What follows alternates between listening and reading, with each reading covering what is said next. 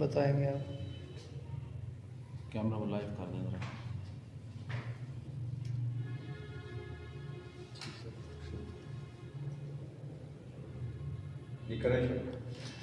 बिस्मिल्लाहिर्रहमानिर्रहीम।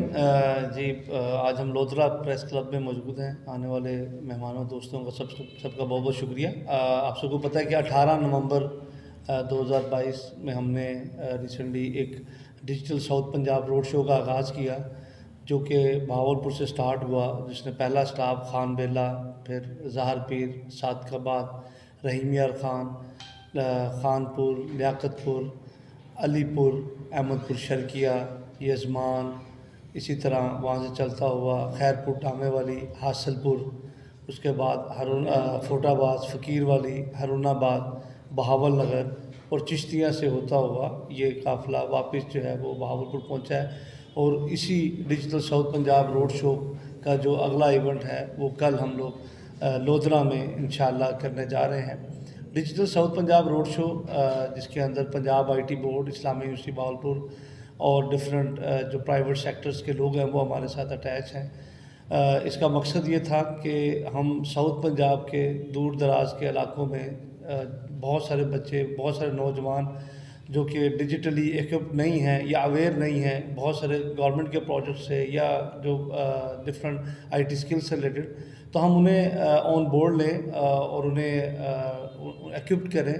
और local stories जो डिफरेंट इलाकों के अंदर मौजूद होती है, नॉर्मली ये कॉन्सेप्ट होता है कि हम सीखें कहाँ से, तो हमने ये ड्राइव की कि हम हर इलाके से लोकल स्टोरीज़ जो है ना वो फाइंड आउट करें और उनके साथ आपस में उनको कनेक्ट करें, उनको कोलैबोरेट करवाएं।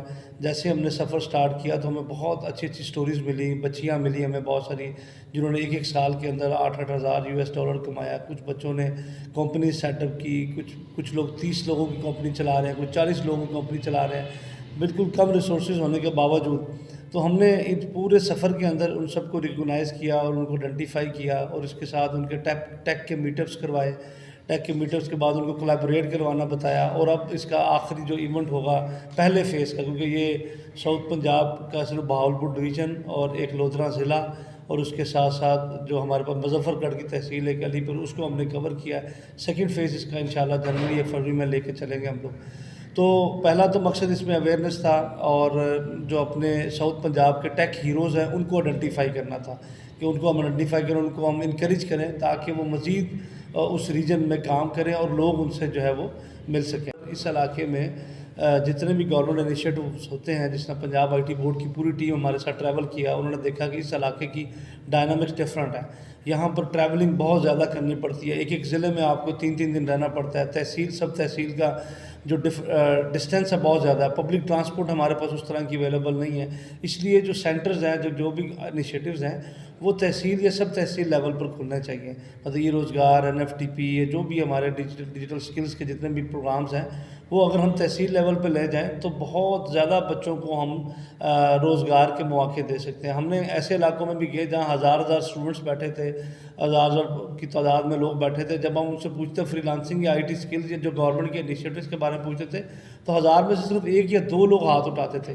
तो इसका मतलब है कि हम 5-6 साल से काम तो कर रहे हैं, लेकिन ये जो इलाके हैं ये बड़े डिप्राइव्ड हैं और यहाँ पर लोगों तक वो पैगाम नहीं पहुँच सका और ना ही उनके पास वो फैसिलिटी मौजूद है कि वो उनके पास फिज़िकली अपने इलाके में कोई सेंटर मौजूद है तो जहाँ से वो बैठ के ट्रेनिंग सीख सकते हैं। अब ओवरऑल अगर देखा जाए, पाकिस्तान वैसे तो चौथे नंबर पर फ्रीलांसिंग नेशन के तौर पर उभरा है अल्हम्दुलिल्लाह कुछ सालों में, जिसमें पंजाब आईटी बोर्ड ने बहुत काम किया है, उनके बहुत सारे प्रोग्राम्स इनिशिएटिव्स ने।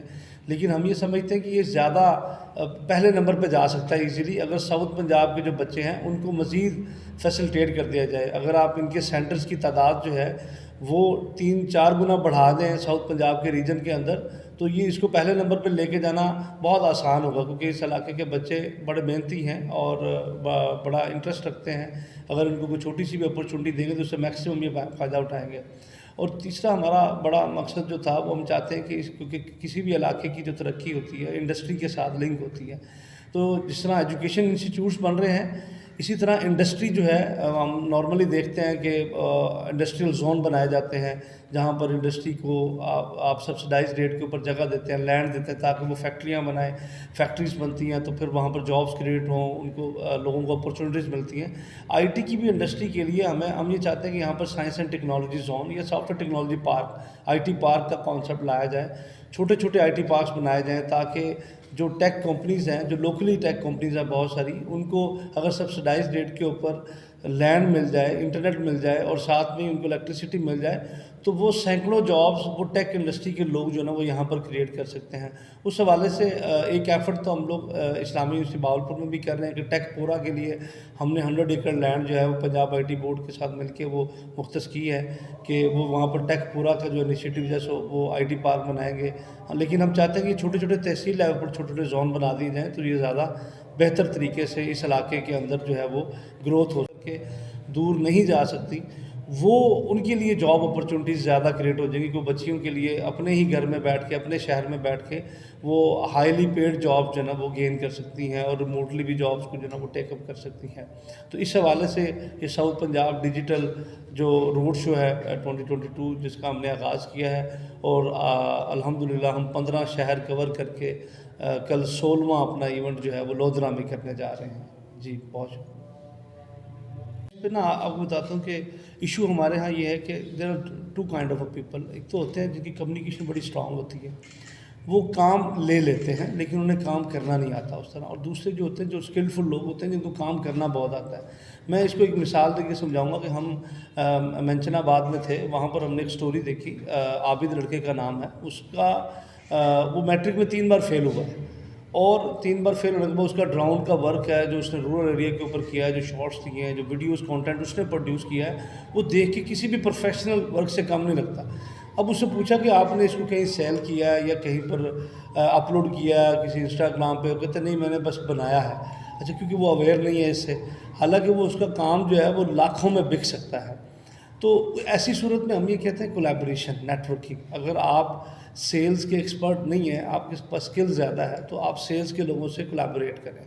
वो अपने से का काम करेंगे, आप अपने से तो मार्जिन डिवाइन करके तो आप उस पर काम। तो बहुत सारी जो कंपनीज़ हैं वो कोलैबोरेशन पे काम कर रही हैं। हमने रहीमिया खान में, बावलपुर में बहुत सारी ऐसी कंपनी ऑर्गेनाइजेशन देखी, क्योंकि आज से कोई 1 साल पहले मैं टेक्नीशियन करवाई थी, वहाँ पर बहुत सारे CEOs को इकट्ठा किया था 60 के करीब, और एक एक CEO के पास 1000 500 एम्प्लॉयज़ थे।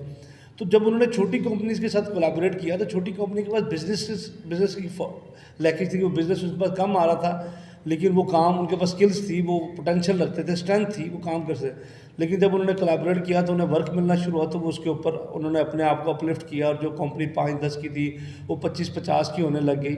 इसी तरह जो ऐसे लोग, जो बच्चे हैं जो कंटेंट अच्छा प्रोड्यूस कर सकते हैं, लेकिन क्योंकि ज़ाहिर बात है वो सेल नहीं कर सकते या उसको मार्केट नहीं कर सकते, तो वो ऐसी कंपनी, ऐसे उन फ्रीलांसर्स के साथ कोलैबोरेट कर लें जो मार्केटिंग में एक्सपर्ट है, और दोनों आपस में कोलैबोरेट करें। जैसे ही कोलैबोरेट, अगर वो नहीं कर सकते तो हमसे रब्ता करें, हम आप उनको गाइड कर सकते हैं कि वो कोलैबोरेशन करें, तो इंशाल्लाह दोनों मिलके जो है ना वो मजबूत के 1 और 1 11 हो जाते हैं। आप वन साइड एक चीज़ पे आपको काम आता है, अगर आप 1 और 1 हो जाए 11 हो जाए। अगर तीसरा एक फार्मूला अक्सर इंजीनियर प्रोफेसर डॉक्टर तरूब साहब कहते हैं कि 1 और 1 अगर वो और मिला तो 111 हो सकते हैं। तो इसलिए कोलैबोरेशन में बड़ा बेनिफिट है नेटवर्किंग, और आज के दौर में जो आपकी नेटवर्थ है वो असल में नेटवर्किंग के ऊपर बेस करती है। तो इसलिए ऐसे लोग जो सेल नहीं कर पा रहे तो वो उनको चाहिए कोलैबोरेट करें। मज़ीद वो हमसे कांटेक्ट करें digitalsouthpunjab.pk के ऊपर, इंशाल्लाह हम उन्हें गाइड करेंगे फ्रीली, इंशाल्लाह उनको कोलैबोरेट करवाएंगे। जो है वो अवेयर करवा रहे हैं लोगों को कि वो इन स्किल्स के ऊपर आएँ। वैसे तो बहुत सारा जो मटेरियल है वो यूट्यूब, गूगल एक यूनिवर्सिटी है, यूट्यूब एक यूनिवर्सिटी है, वहाँ से सीख सकते हैं। लेकिन जो हम जिस मॉडल को लेके चलना चाह रहे हैं, हम तो चाह रहे हैं कि दूर दराज के इलाकों में ट्रेनर्स भेजें, वो वैसे जाके उनको फ्रीली ट्रेनिंग्स दें, और गवर्नमेंट जो है उन ऐसे इनिशिएटिव लेके जो सेंटर्स ऑलरेडी, जिस तरह लोधरा में भी एक सेंटर है, बावलपुर में भी है, तो यहाँ मसला नहीं है, लेकिन करोड़ पक्का में नहीं है, LC में नहीं है, अगर आप दूर दराज फोटाबाज वहाँ नहीं है जहाँ हज़ारों की तादाद में बच्चे हैं, तो हम ये चाहते हैं कि वहाँ पे सेंटर्स दे दें ताकि फ्रीली उनके पास है, क्योंकि वो जितना आप इन्वेस्ट करेंगे उससे कोई हज़ारों गुना ज़्यादा जो है ना वो आपके पास फॉरेन रेमिटेंस उस इलाके में आ जाएगी, और वो उनका लिविंग स्टैंडर्ड जो है ना बेहतर होने लग जाएगा। अगर 1000 की तादाद में बच्चों को पता ही नहीं है कि ऑनलाइन स्किल्स क्या हैं, इसका मतलब कि हमने जो भी काम किया है वो हम दूर दराज के इलाकों तक वो नहीं पहुंचा सके। तो हमारा ये मोटिव नहीं है कि भाई आप उसको कोई पेड कोई कंटेंट या क्रिएट, भाई बच्चा जैसे मैं बता रहा हूँ एक मैट्रिक में 3 बार बच्चा फेल होने वाला, वो अच्छा कंटेंट प्रोड्यूस कर रहा है, तो स्किल्स का ताल्लुक उसके साथ नहीं है। लेकिन हाँ, डिग्री आपको फिर भी चाहिए होती है, लेकिन कुछ स्किल्स ऐसी हैं जिनके लिए बाज़ औक़ात आप डिग्री से ज़्यादा बच्चा बाज़ को ये भी गॉड गिफ्टेड कुछ लोग होते हैं। हर बच्चा नहीं इस तरह का होता। मतलब हमारे पास एक बच्चा जो एफएससी में फेल हो रहा था, लेकिन वो ग्राफिक डिज़ाइनिंग अच्छा बन गया 2-3, लेकिन सारे बच्चे, लेकिन बाकी उसके अलावा 95% और बहुत सारे स्किल्स हैं ना, ब्लॉकचेन है, आईओटी है, एआई है, आर्टिफिशियल इंटेलिजेंस है। तो अगर आपके पास आईटी पार्क्स बनेंगे तो इनकी जॉब्स क्रिएट होंगी, मैक्सिमम लोग जो है वो टेक्नोलॉजी से अवेयर होंगे और आप अपने बिजनेसेस को जो है ग्रो कर सकते हैं।